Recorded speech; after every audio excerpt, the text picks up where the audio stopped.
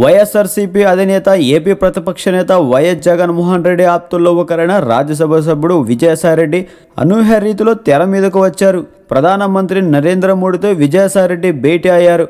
ఏకంగా 5 నిమిషాలు అనుకుంటే పావుగంట పైగా వీరి సమావేశం కొనసాగింది.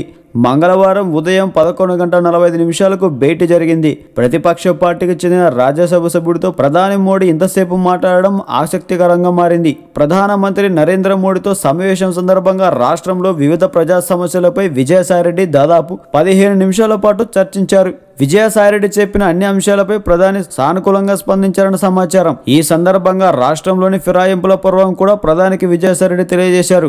ఏపీలో ప్రతిపక్షానికి చెందిన ఎమ్మెల్యేలను ముఖ్యమంత్రి టీడీపీ అధ్యక్షుడు నారా చంద్రబాబు నాయుడు పార్టీ ఫిరాయింపు చేయడంపై కాకుండా వారిని క్యాబినెట్లో తీసుకున్న తీరును ప్రధానమంత్రి నరేంద్ర మోడీకి వైఎస్ జగన్ సన్నిహితుడైన విజయసాయిరెడ్డి తీసుకెళ్లారని సమాచారం. జంపు జిలానీలపై చర్యలు కోరుతూ ఏపీ అసెంబ్లీ స్పీకర్కు ఫిర్యాదు చేసినప్పటికీ ఇంకా పెండింగ్లో ఉంచడం ప్రస్తావనకు వచ్చినట్లు తెలుస్తుంది.